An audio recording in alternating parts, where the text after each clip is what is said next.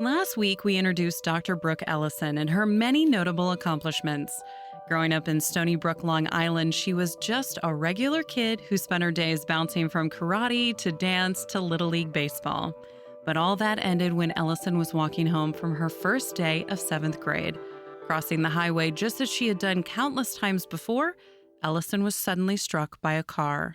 The damage that was done to my body was, just really immeasurable. So first my head hit the windshield of the car and cracked my skull open, and then I was thrown about 100 feet in front of the car, landed on the pavement, and bit off about a third of my tongue, and you damaged all of my limbs in some way, shape, or form. And emergency response arrived at the scene of the accident. I was in cardiac and respiratory arrest.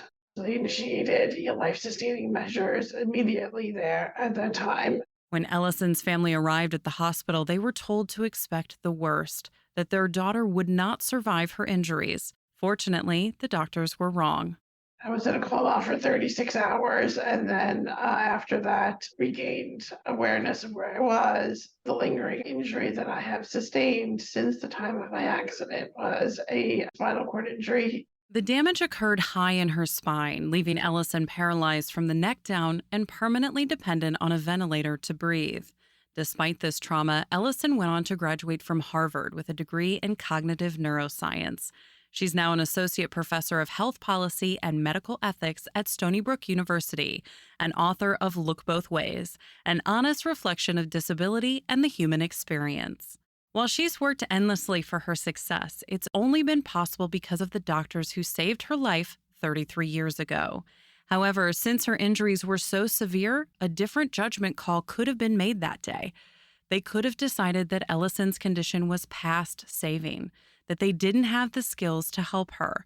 While it seems like an impossible judgment call to make, Dr. Jeffrey Bishop, a professor of philosophy and bioethics at St. Louis University, says this situation is a common ethical dilemma in medicine. When you're practicing medicine, you're playing the odds most of the time. And the problem is some of us are optimists and some of us are pessimists, So you throw in this very subjective thing. And so it becomes a difficult thing. This is why being a doc and giving advice is really a kind of deeply moral and spiritual thing, because you have to be honest about your own abilities, your own failings, your own inabilities.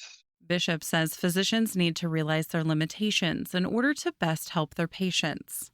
It could be that you make a judgment that says, look, I see no way of helping or saving this person's life, and it would be arrogant of me to think I could, and it would be harmful to them for me to put them through that, knowing that statistically, I'm not going to be able to save them. Which is a difficult conclusion to accept. However, Bishop says there are instances where trying to save a patient becomes unethical. I've seen it go the other way with people with, let's say, really metastatic carcinoma or cancer of some sort, where the doc is just like, oh, I can do this, and it becomes a kind of an overly optimistic, almost an arrogant position where they harm the other direction. And so you're always trying to thread the needle on that. The problem is you've got to make the judgment about that particular patient. So you've got to say, look, statistically, out of the last 100, I think only 10 of them will live. Now I got to know, is this one of the 10?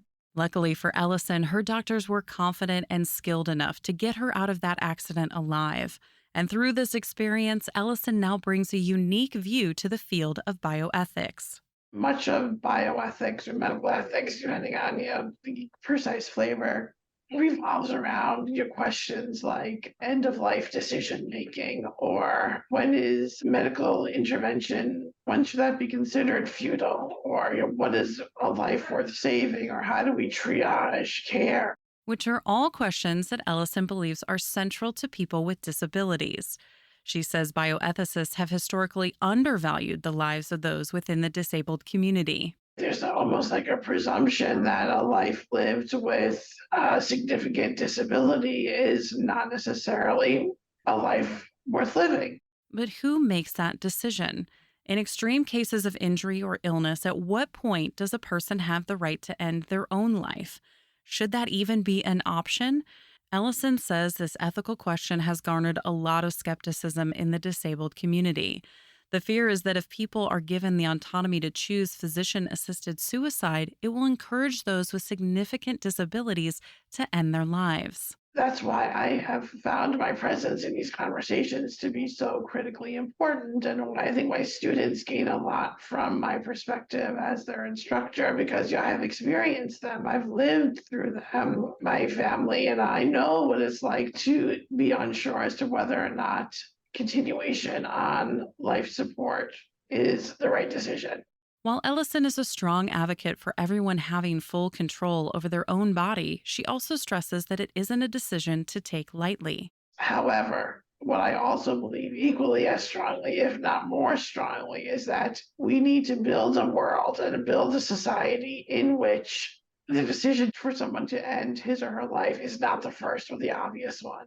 Right. So I ask my students every year, like, what would for them would constitute a life not worth living? And they say things like, if I had to be hooked up to machines, or if I couldn't do things independently, or if I could not do the things that I do today. Right. So all of these like socio-cultural questions that surround disability, not necessarily like the disability itself. Her students never draw the line at any specific condition, like paralysis, for example. Instead, their answers are always measured by their ability to move freely and do what they want without restriction. But Ellison says these are issues that can be fixed through technology and public policy. Creating a world that is much more accepting and welcoming of life lived with disabilities so people don't feel like they're going to be marginalized or excluded or removed from society, right? If all of those things are put into place and people learn about disability in their childhood, right? And so disability is much more normalized in the human experience, right? Then it's not a terrifying thing. Then it's not like, oh my God, my life is over. Which is how some people made Ellison feel after her accident. Though it happened right after the Americans with Disability Act was passed, Ellison says the societal perception of disability was still very negative. The entire aesthetic around disability was totally different, right? It was very much still a thought of as like under the vantage point of the medical model of disability, right? The disability is kind of like a medical issue in its entirety, right? It's just a medical failure, and people with disabilities could easily be cast aside and marginalized. Actually, the one thing that I was extremely concerned about after my accident was my return to school. Her parents weren't sure how that was going to work, or if the school would even let Ellison back into class. She was eventually able to return to school exactly 1 year after the car accident, but faced a lot of resistance from the administration, who feared her condition would be distracting or make her classmates feel uncomfortable. These are things that were just said very readily because that was kind of the overall belief about disability. That's something that we should cast aside. And I remember after my accident feeling like that was a mentality that I needed to adopt myself, right? That people with disabilities are the weaker ones, the marginalized ones, the aspect of the population who we should try to steer clear of, right? Or feel sorry for. But Ellison believes that by openly talking about disabilities and increasing accessibility within daily life will change society's perception of what it means to live with a disability. Instead of viewing it as a death sentence, it will just be a different way to live, not better or worse than any other life. If those things are put into place and somebody still feels like this is too much for me, I can't do this, then I believe is their choice.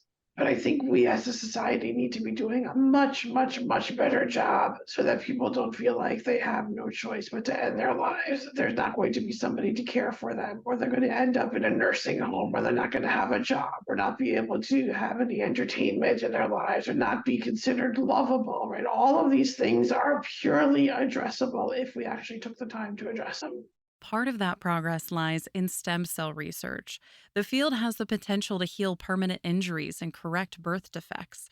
While this work may seem contradictory to the disabled community's message of empowerment, Ellison says it's simply another way to increase each person's autonomy. In the very same way that people should have the ability to make a decision about when to end their lives, they should also have the decision to potentially not live with a disability. Right, that we need to advance science such that if this is not the chosen way of life, then people can pursue that. She also recognizes that having a disability usually comes with more health risks than able bodied people. For example, life expectancy is vastly reduced by quadriplegia. That's something that I would rather not have to deal with. And if medical intervention can change that for me, then that would be wonderful. However, just like with many other ethical debates, there may never be a solution that everyone is happy with. But issues like autonomy and accessibility will always be motivation for progress. Ellison's book, Look Both Ways, is available now wherever books are sold. You can find more information about Dr. Brooke Ellison, Dr. Jeffrey Bishop, and all of our guests on our website, radiohealthjournal.org. Our writer-producer is Kristen Farah. Our executive producer is Amira Zaveri. I'm Elizabeth Westfield. Coming up next week on Radio Health Journal. We live in a very ageist society, except that everybody, if they're lucky, will become old. So they're kind of prejudiced against their future selves. Are you prepared to grow old? Then headed outside? Don't forget to wear bug spray. Ticks can spread a number of harmful bacteria, viruses, and even parasites, none of which you want to get. All that and more on Radio Health Journal. I'm Nancy Benson, host of Radio Health Journal. If you enjoy listening to Radio Health Journal, you'll also like our sister show, Viewpoints, which covers a wide array of topics from education to history to the environment.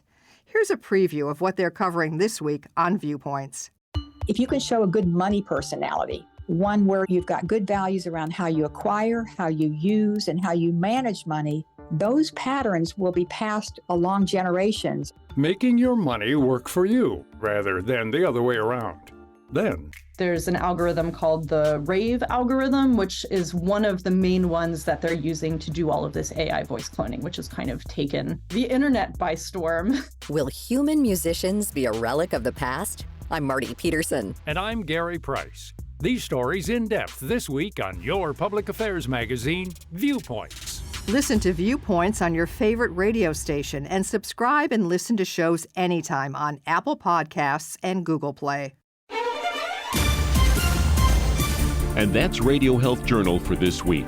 Follow us on Twitter, Facebook, and Instagram to learn more. And check Apple Podcasts, Google Play, and Spotify for a library of past programs. Plus, you'll always find previous segments and information about our guests at radiohealthjournal.org. Join us again next week for another edition of Radio Health Journal.